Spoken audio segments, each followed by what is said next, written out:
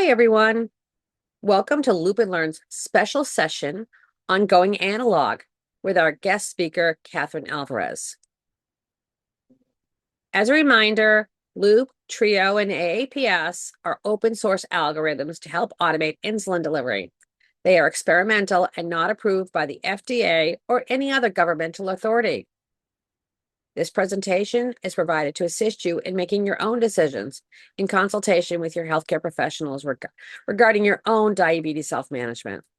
You take full responsibility for building and running this system and do so at your own risk. Kathryn lives with T1D. She has a BS in exercise physiology and an MS in clinical exercise physiology. In addition to being a CDCES, she is certified by the American College of Sports Medicine and the International Sports Science Association. We're going to cover what happens if you become loopless, what you do if you don't have long-acting insulin, preferred temporary basal insulins, how to figure out how much basal to give, how to transition back to your pump, calculating your carb ratio and ISF using multiple daily injections, and apps you can use to help with this transition. So going from pump therapy to MDI, right now, the big reason that we're covering this topic is because there was a major insulin pump for the Omnipod medical recall. And I know that a lot of people, I have not talked to a single person that used pods that has not had a number of these recalled pumps. So we're all experiencing this unfortunate scenario of having to report our pods and get replacements. So that can definitely lead to us not having the ability to loop because we have no pods potentially. They were all recalled. Some other reasons why we might go to MDI is people will often get like major skin irritation and they just need like a break from that, just like diabetes overload and wanting to kick it old school, just that fatigue of wearing something on your body, not wanting to have something visually there for a particular event. It could be for something physical activity related. Maybe something happened with your insurance and you're out of supplies. There's, a whole book of reasons of what might happen. Another big one is device failure. And no matter what, when you're traveling, you should be prepared to switch to MDI just in case. Of course, the hope is always that that is not going to be the case. But, I've had people drop their phone that they use loop on into the ocean, and then they go to a PDM that they had for backup, and that drops into the toilet, and then it's a good thing you had like multiple backups, because it seems that sometimes with diabetes, when it rains, it pours. So good to always, always, always be prepared. So a key difference in our pumps, we're getting tiny doses of our rapid acting insulin. So our Novolog, Fiasp, Lyumjev, Humalog is being delivered slowly over time, but it is a fast acting insulin. If you go to MDI, you use a combination of what's used in your pump. So you use the rapid acting and long acting insulin. So you definitely want to make sure that you have either a prescription that's ready to go for long acting insulin, or ideally some always in your refrigerator in case you need it. And, it does often expire without us having to use it. So you do want to make sure you are checking those expiration dates if it does expire. And like a lot of us feel guilty, if we're letting our very expensive insulin expire. So, you can give it to a lot of pets need it. So some veterinarians will accept it. And, you can kind of look into options there. But important for us to have. For stopping the pump, ideally, we always have like a paper with all of our settings on it, or we have our data platform that we can always reference to get what our settings are. so that we know if we have to go to injections, it's not going to be this big panic of trying to figure everything out at one time for what the insulin is that we need. So you want to try to have readily available how much insulin you're using in the day. What are your basal rates? What are your carb ratios? What is your correction factor? And then try to keep that current, because some people have very frequent changes, and you don't want to be using something from 2 years ago if your child is 6 and now they're 8. It's not going to go very well. So make sure it's updated, and hopefully like your endo is keeping an updated list for you, or you have kind of a backup in case something, for some reason, you weren't able to access your data platform. And then just the supplies are listed over there. If you're going to injections, you need to have either the pen needles, which would go onto those, like an actual pen. Usually, most people that are on a pump are going to use syringes, and you're not going to have the prescription for the pens. You can, though. It kind of just is user preference, what the endocrinologist writes. But generally speaking, we just have like those vials. For your long-acting insulin, though, it is more likely to get the pens. So then you're going to need both syringes and pen needles potentially. So just want to make sure, based off of what you have, look to see if you have the vials, if you have the pens, and you're ready to go with either of those. These are something you can get over the counter. So if the syringes and pen needles weren't something that you had, you can go into a pharmacy, show your ID, and get these supplies. You can also order them off Amazon. So, get them overnighted. But ideally, again, we have them already. We're ready to go with our backups. And syringes in general, too, are just good to keep everywhere in case of like pump failure and you temporarily need to keep some insulin going. Let's say you're out shopping and you don't want to have to go home. If you have a syringe, you can pull some insulin out of your pump to replace your basal insulin. So just, general practice, keep these backup things with you to make things less stress when things go wrong. Ketone testing is always important. So it's just another thing to have handy. What's nice is, you can look at it as nice, with injection therapy, we are less likely to see ketone production, but it's a stressful transition, and so we can definitely get things wrong, and so always good to be prepared. From a transition standpoint, a big thing that we're looking at is how much insulin was active prior, to try not to get too much of an overlap, which this is easier to do when you're going from pump to MDI, but harder when you're going from MDI back to your pump. So we'll go into more detail on that. But essentially, look at when you last, or how much basal, did you get 0.7 an hour, and take that into account when you're calculating out how much basal you need for the day. And then you'll give your long-acting insulin to keep you steady throughout. And there's other options too, like if you don't have long-acting insulin, so if there's an emergency, and you have to go a different route. But finding your basal need, you want to utilize the pump data that you have. So in our open source options, we can find that right in our app. And I'll go to the next slide real quick. We want to make sure when we're looking at our settings for like open source people, we're using our programmed settings, not that settings that is, or the amount of insulin it's showing that we use at the bottom. If we're using Night Scout, that basal bolus ratio is not what you want to reference. You want to reference that actual programmed hourly rate.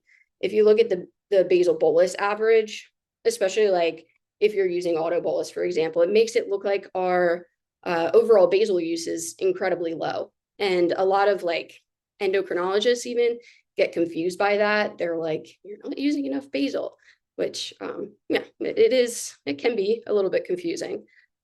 So just make sure you're referencing those actual program settings.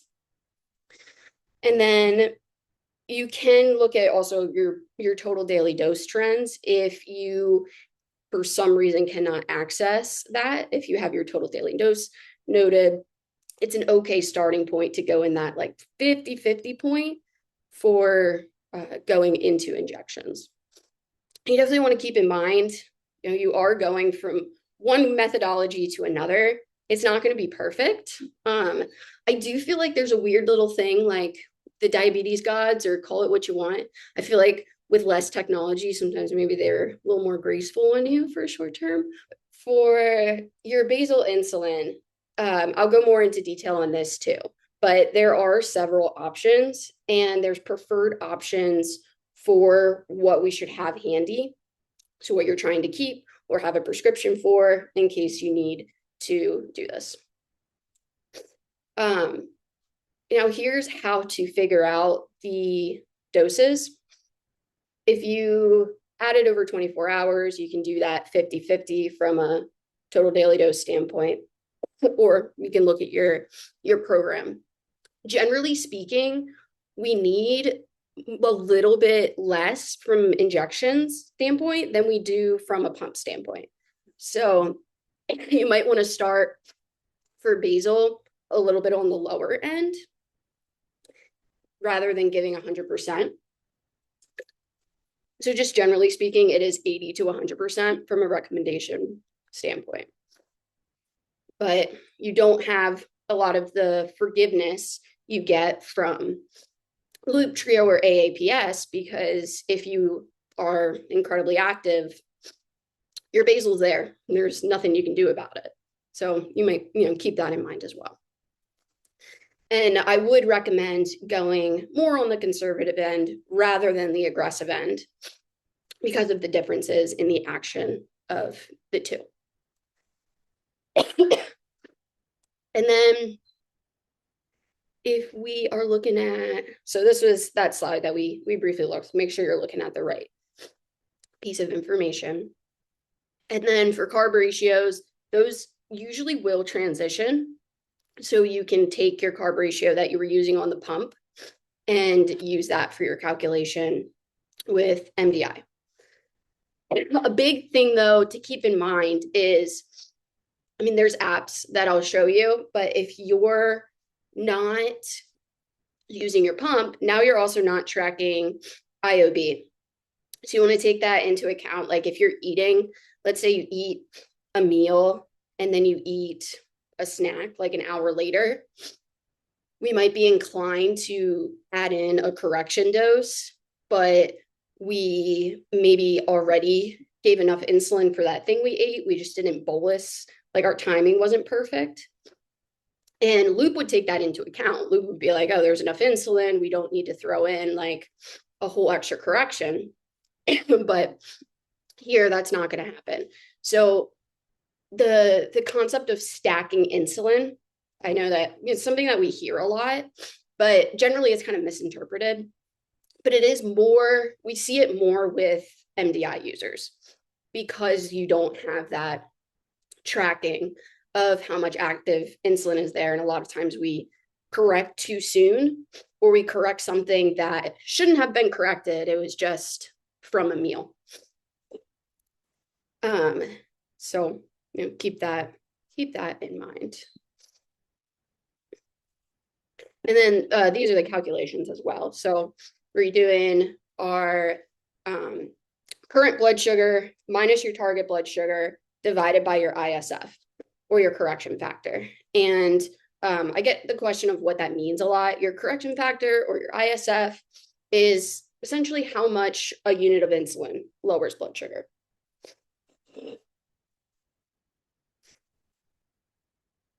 All right. Now, if you don't have long acting, which, a lot of times we want to be these well-prepared people, but I myself, I don't always practice what I preach. and find myself in some sticky situations. So it definitely happens, but not ideal. But what you can do is you can use your rapid acting insulin to give injections to replace the basal. And this is good for short term. Like let's say you're tracking your pods, you don't have any, but you know they're going to arrive within like they're going to arrive that same day. So if you like have access to the tracking, you see them coming, you probably don't want to take long acting because it's for such a short duration. Or if it's, for a sporting event. So for those short duration things, you actually wouldn't even want to take the long acting. You would just utilize this strategy for that short duration.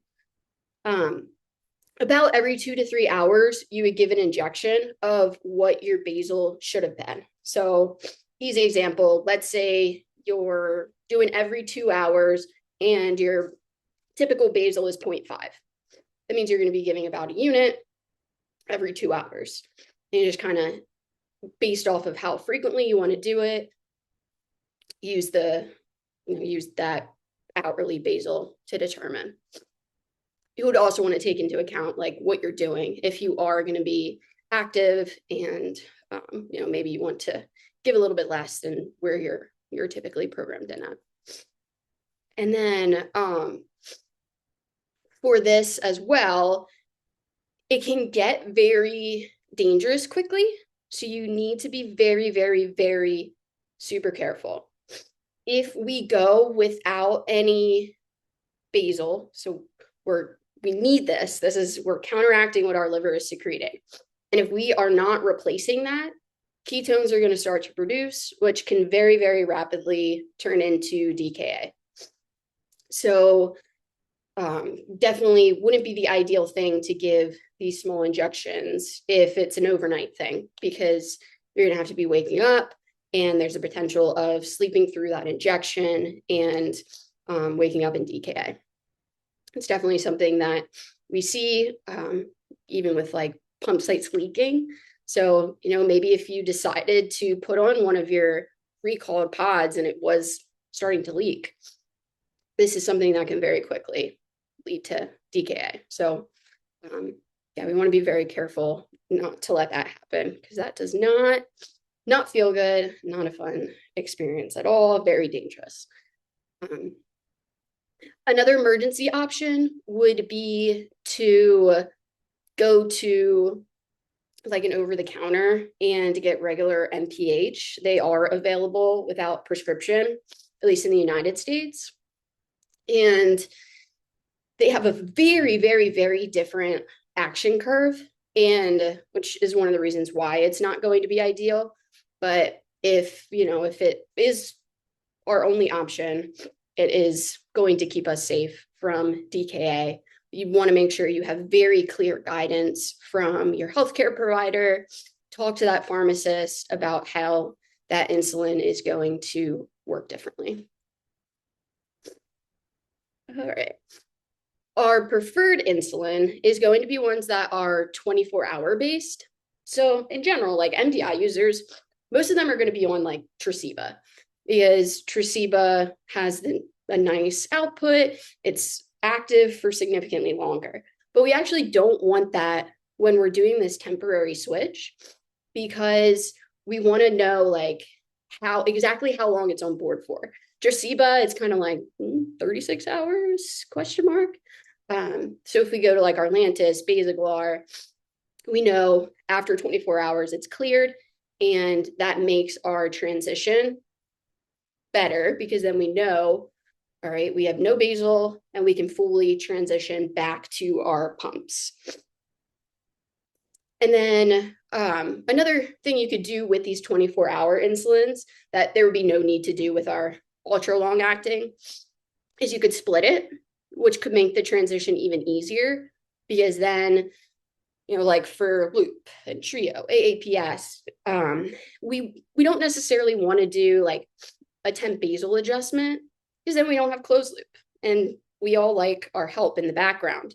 And if we split it and then we transition back, we can do like an override with a reduction. It's just more straightforward and easier for us to calculate out.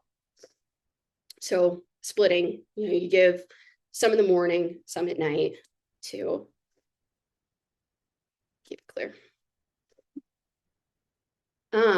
Meal dosing, we have with MDI a little bit less help than what we're used to. So definitely something to keep in mind. I think, well, I know like me personally, I don't do well when I don't have my nice help from Trio to fix all of my carb counting mistakes. It is going to be helpful for you to try to be a little bit more accurate than you probably are on your open source system when you're doing injections, since we don't have that nice response of our system helping us out, get us back into range. So you could consider maybe using a scale, really kicking it old school. But the AI stuff really isn't great, super inaccurate at this point, but maybe it's a little bit more accurate than you, but not great to rely on.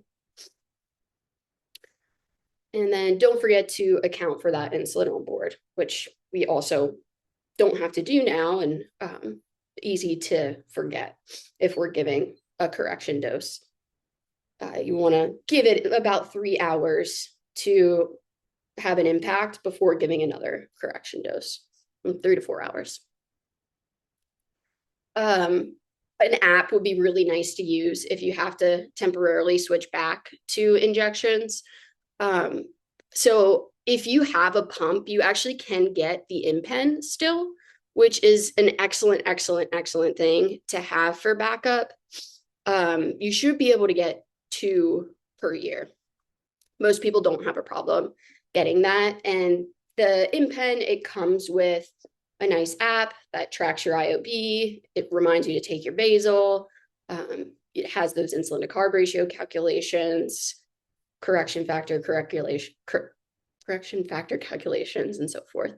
So it's a little bit like, a lot of people think of it as like a transitional to pump thing because it's giving you a lot of the similar information. So could be something to consider. And then you get the insulin cartridges with that you put into the pen, and then you screw on the pen needles for that for injections. Then some other options. There's a lot out there. These are just like ones that popped up in the top of my head. Bolus Calc, T1D1, insulin calculator, Glucose Buddy. I think Glucose Buddy seems to be a lot of people's favorite. So those will also track your insulin on board, give you those carb calculations, and so forth. So that data that we might have been missing. We also have some apps that may or may not be available based off of where you're located, but My Sugar is also a very popular one, but it's not, in every country or region. If you're longer duration for using MDI, then you can look at doing potentially some basal testing. Essentially, if you're basal testing, if you see your blood sugar rise or fall more than 20 points, it tells you that your basal is off, which is helpful to know for pumps too. You just have to have the system not helping you in the background. So either running a very significant number, wide range override, or setting that max IOB in Trio to be able to do that basal test. But if it is long duration, it might be helpful to look at doing. You just have to make sure also with that basal testing, you are not having something that's going to have a delayed impact on your blood sugar. So, don't eat pizza before a basal test. No Chinese food, really restaurant food in general is not going to be your best choice. For meals, if your insulin to carb ratio with injections, it should be back into range in about 2 to 4 hours. A lot of what's going to impact that is your bolus timing and how efficiently you are at doing that. a lot of times when we go to injections, so the beautiful thing about pump therapy is we get to match to our bodies much more efficiently. Plus, we have Trio or Loop or AAPS that is adjusting to like some of those physiological things that we have no idea are happening. And, they're just helping pick up on those trends in our blood sugar to make adjustments. So a lot of times you'll see, like, if it's a child, so long acting is not going to cover the growth hormone because we can't dial the settings like we can with a pump to cancel that out. Also in the morning, most people have their most aggressive basal, ISF, carb ratio in the morning, and you can't have that basal peak up with the long acting insulin. So most likely you'll see rise in blood sugar with Dom phenomenon or foot to floor. When you're going back to the pump, so here's where things can get a little bit complicated. You want to make sure you've noted when you last took that long-acting insulin, because you want to have an idea of how long it's still active for. You don't want to start loop back up, for example, and be running full force if you took your last basal dose 8 hours ago, because now your loop doesn't have that information, and it's not like easy to tell loop about like it is if you took like an outside fast acting correction insulin. So make sure you keep track of that so that you can adjust your system accordingly, which we'll go into more detail on as well. And then make sure you're changing everything out correctly, monitoring extra close, just to make sure if you made some adjustments with that long acting to ensure no severe hypoglycemia is the biggest concern. So when we're looking at going back, you want to, with Loop or Trio or AAPS, most people are going to prefer to run an override because of the closed loop help in the background. A lot of people really panic if we run a temp basal adjustment. You're kind of over that. You want to get back to the looping life.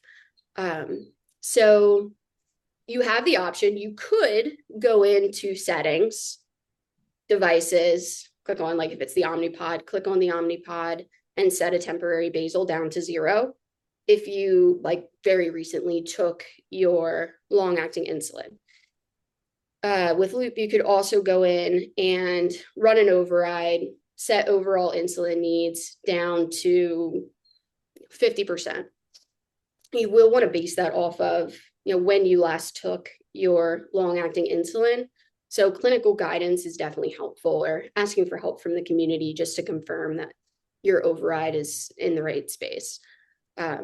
With Trio, AAPS, you also want to consider, like, you might want to change. So you want to make sure that override is only impacting basal. It's not also impacting ISF and carb ratio if you make that adjustment, because those are still going to be normal.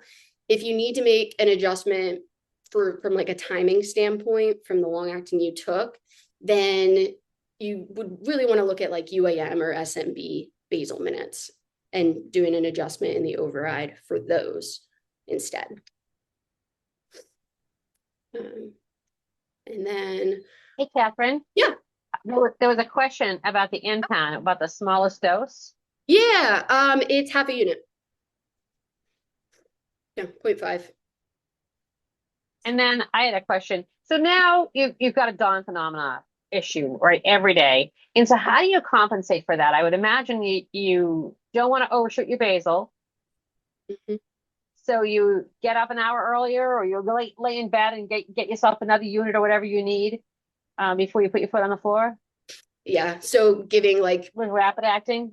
Giving a rapid acting correction, or it's short term, some like high blood sugar just very temporarily until you eat breakfast. for the short time that you're doing MDI. Maybe you're okay with that. Not everyone is. So if you're not okay with that, then yeah, you would definitely want to kind of wake up and get it. Try not to turn the lights on because the lights just turning on will, yeah. So you can start to see that rise from that. So you would want to kind of try to keep it dark, give that injection about an hour prior to you getting up when that hormone peak will typically happen.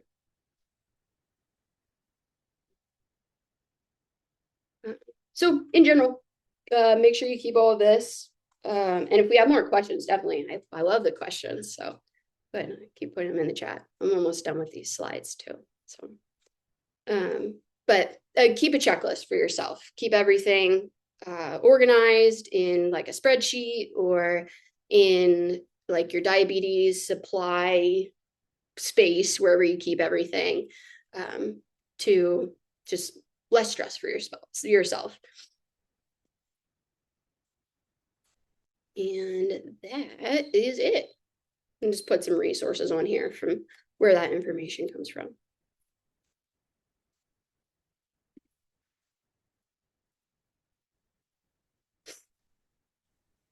So I think what I've heard is we all want to have an app ready to go. We don't want to be downloading at the last minute. And we want to have Lantus or something like that ready to go. Syringes. Yep, keep it ready to go. And the syringes, they do offer like a lot of, sizes. Like this thing that it's super tiny. So you want to look at the length. Had people accidentally wind up with like some really hefty syringes, which I don't think anybody wants. But yeah, be prepared. At the very least, have a prescription so that you can fill it in emergency. But ideally, you have it ready to go in your refrigerator. I have a question. Yep. If you're going to split your Lantus dose, so you take it every 12 hours, in the first 12 hours, do you need to have extra basal? Yeah, Because you're taking half the dose? yeah, no, it depends on like when the transition happens. Cause like if you could plan it out if it's like a known thing that's going to happen, you could do like an adjustment with your pump and run both so that you don't have less that first 12 hours and can transition it that way. But that takes like a lot of planning, and most likely we're not going to find ourselves in that scenario. So yeah, You probably won't have a pump, assuming you don't have a pump. You would yeah. still start with half your Lantus, add a little extra basal, and then when you get the second dose, not do that. Yeah, but definitely more corrections. You're not really at risk for DKA though, because you have the insulin on board. And the most typical cause of ketone production, DKA, is just not having insulin on board. So. Right. Okay. Thank you. Question? Yeah. I assume this works on the tandem pump. I'm not looping. Yep. Okay. Yeah, pretty much everything applies, except for the tandem, you don't have overrides. You have either temp basal adjustments or so it's a little different.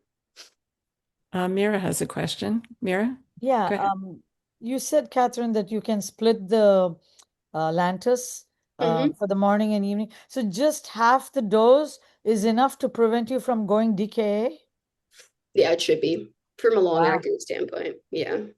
And another common reason why people do this too is like to try to counter that dawn phenomenon, because generally, and then like the lows in the evening, because of, we don't have just this flat need for basal. Most people you see like a decent amount of peaks and valleys. So, you could take more in the morning and less at night, more at night, less in the morning, just kind of depending on what your trends are. Okay. And can I add a follow-up to that? Yeah. And keep the carb ratio in the ISF same as what was on the pump? Transition that. Okay. Got it. Yeah. Yeah. Thanks. Okay. Wendy has a question. Wendy? Wendy, you're muted. Can you unmute yourself, please? We can't hear you. There you go. It's not so much a question. I just wanted to say that I went from MDI to the InPen before I went to Loop. And what was great about the InPen is if anybody out there has insurance that doesn't cover it, they will get it to you for like $25. And it's good for the whole year. So I just wanted to throw that out there because my insurance doesn't cover it, but it would be easy for me to get at $25 for something that's good for a year. It's worth the time, even if you don't think your insurance covers it. Because the calculator on it is really nice. It's a really nice intermediate step. It does a lot of the calculations for you. It takes some of the math out of it. And I think it makes, having to do that, especially coming from a pump, a lot easier and smoother and maybe not as stressful on your body. And I saw Jack said, can we share the slides? Definitely can share them so that you can print out anything as a reference. Kathryn, could you talk a little bit about how you consider IOB when you're on pens? How do you figure that out? And then how do you take that into account in doing your dosing for food? Yeah, and because this is just a topic in general that is super confusing. So generally, our faster acting insulins, we are assuming they're on board for about 3 to 4 hours. So if you are still high after 4 hours, that's when we're like, okay, you can give another correction.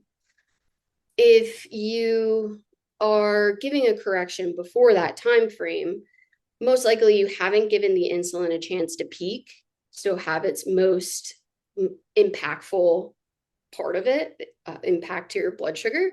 So then that's what we refer to as stacking. You aren't allowing for that insulin to actually clear, finish doing its job prior to jumping in again. And really, it's on board for even longer than that. Like, in Trio, they're taking that into account for 10 whole hours. So giving it 3-4 hours is pretty generous. But let's say you eat something and then you eat something else. If you ate there, you still want to give more insulin for the next thing that you're eating. So that wouldn't be stacking, which that's what some people think, like you're stacking because you're giving that dose close. But if you have carb, 30 minutes later, you're having more carb, you want to cover that additional carb. But if you had carb and your blood sugar is at 10 millimole or 180 mg over DL, and then in that meal that you have 30 minutes later, you add in a correction, you do that like current blood sugar minus target blood sugar divided by ISF, that was stacking because you added that correction into something that most likely your blood sugar was only high from that meal that you ate and not giving enough of a pre-bolus to prevent a higher post-meal blood sugar. Does that make sense?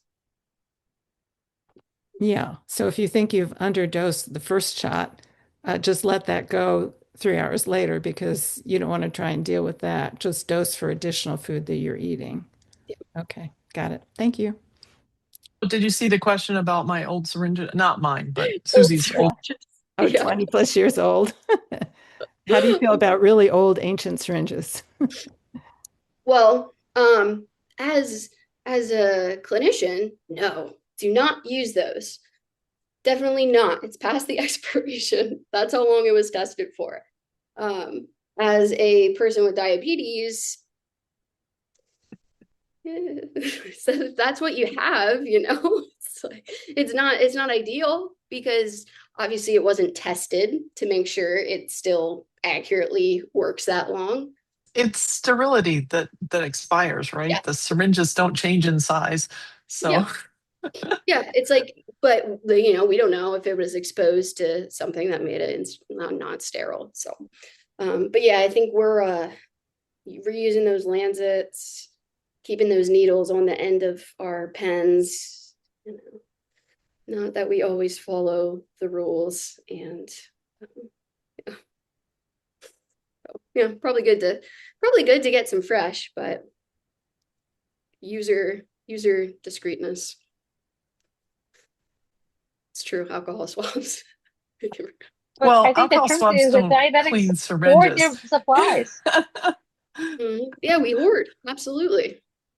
Yeah, we wind I up with used stuff. up every single syringe I had left over from before I started pumping. Probably took me 10 years, but I have subsequently had to buy another box. So,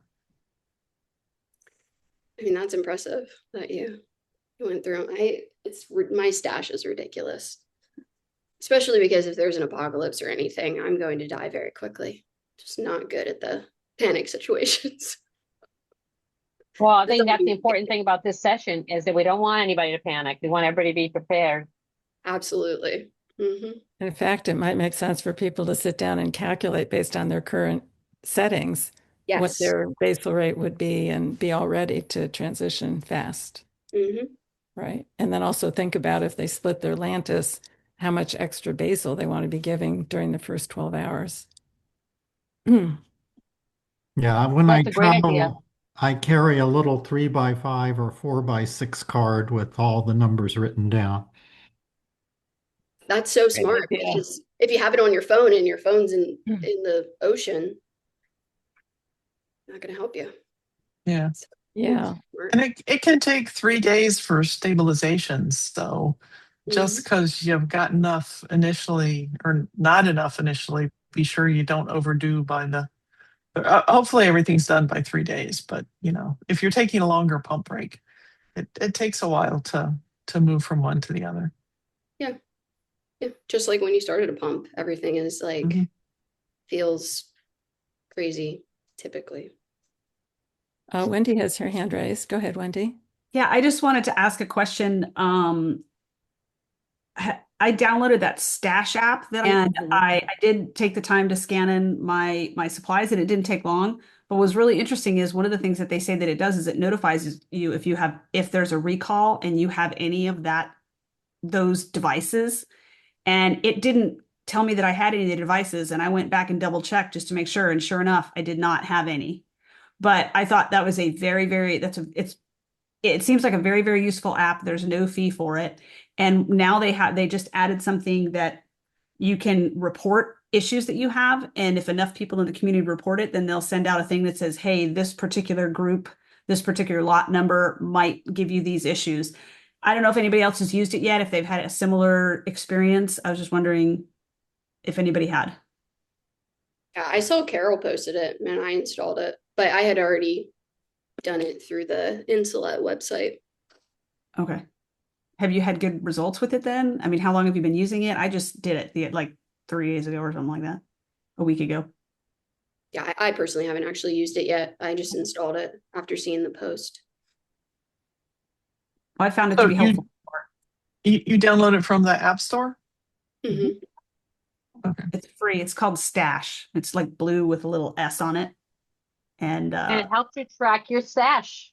It does. It really, I mean, and like when you change out your pump site, you just delete from whatever group you're using, and then it automatically says, do you still want to use the same amount of insulin? Yep. And it deletes it out of the vial of your insulin. It's kind of cool. I was skeptical at first, but I've been very impressed.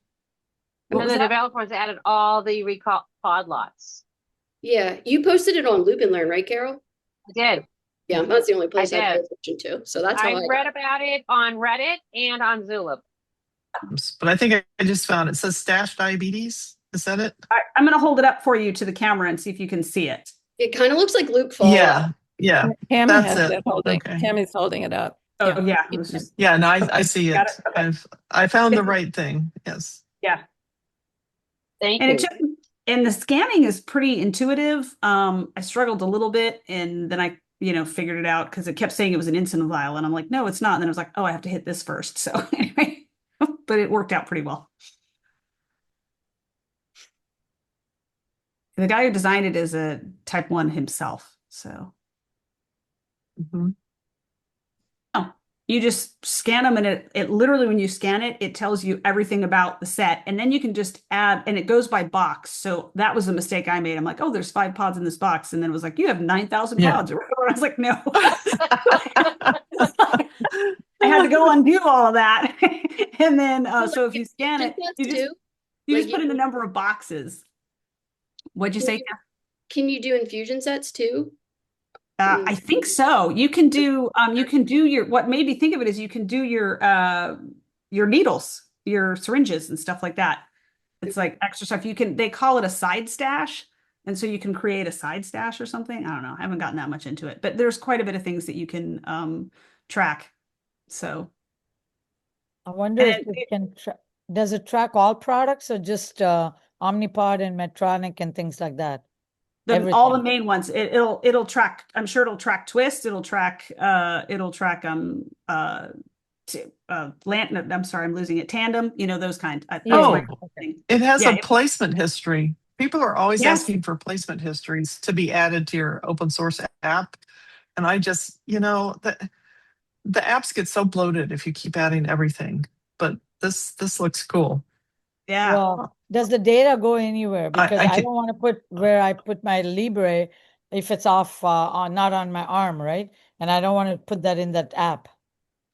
My understanding is that it doesn't go anywhere. Like they just sent out an email about the new reporting thing. And the reporting thing, basically, if you say this, let's say pod failed, and you report it to them, they strip out all the information, all the personal information, and then gather just what's left, which is the lot number and whatever specific to that item. And then as more people report that, then the AI or whatever calculates, okay, there's a risk with this particular lot number. So when enough people in the community have done that, they'll report back to the community, hey, if any of you have this lot number, we're seeing this problem. But they specifically said that they strip out all the information as to name and that kind of thing. So I would imagine they're probably not tracking actual placements. It's just for you, but I don't know for certain. Like, I don't think other companies are looking at the Stash app and saying, oh, where are they putting their, their devices? But I can't say for sure. I would think not. Okay, thanks. Can you file a report? I really want to thank Kathryn for stepping up and doing this presentation. This is very, very valuable. It's really good reference and reminders for those of us who are so spoiled with having OSA IDs take care of us. Yeah. Yes, really absolutely. Thank you. It's like, people have like multiple phones so that they never have to go to MDI. Like just loop build on this phone, loop build on that phone. I have another emergency question. So when we're talking about like backups and stuff, I know I've talked a little bit to Marion about this and stuff, and I haven't tried it yet, is the microdosing of glucagon when you've made a mistake. Yeah, so microdosing is, of course, also off-label use, but is incredibly helpful. The best way to do it is with the Gvoke kit. Do I have mine in here that I can show? I do not. The Gvoke kit is best because it comes with a vial, so you're not having to mix anything.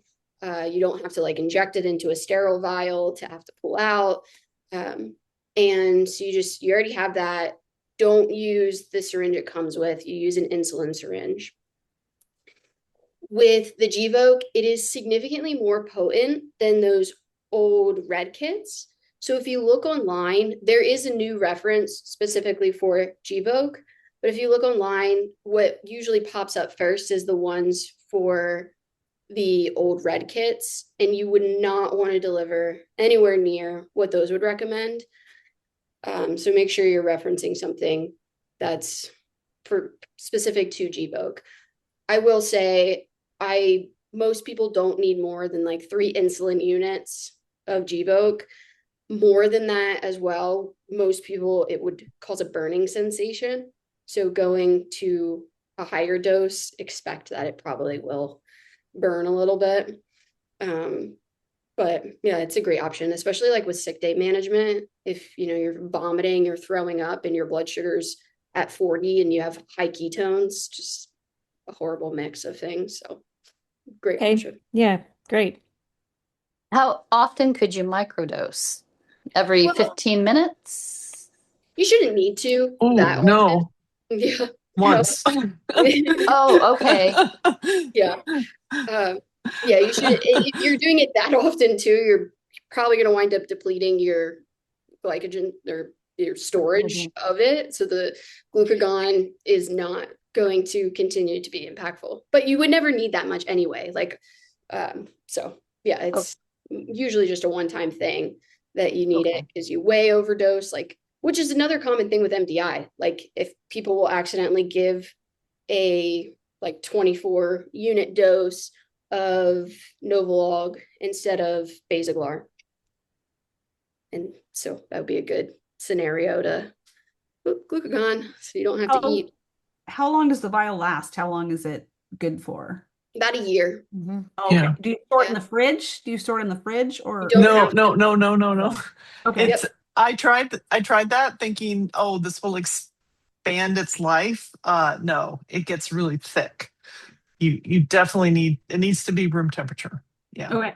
Cool. You learn from my experience. Thank you. How fast does the glucagon usually work in bringing up blood sugar? Is it faster than a glucose Immediately. tab or similar? Yeah, it's Yes. like instantaneous. Yes. Yeah. Mhm. Well, 5 minutes, much faster than taking a glucose tab. And I find for me, I take one unit, and now your experience will vary.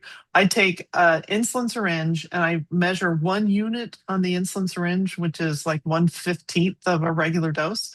And that's enough to bring me up about 40 points. And it's like I'm up within 15 minutes and then it's flat. It's really impressive. And even a unit in a insulin syringe, which is a teeny tiny amount, that burns. You can definitely feel it. And it's going to be a little bit different how much it brings everyone up because, it's how much Absolutely. Yeah. Mm-hmm. But definitely. I know someone who uses like five units and maybe have to go back and do another one. So it depends on the person. Yeah. Yeah. I'll often just do half a unit. If I'm doing it for, like sport and activity or just the main time I use it.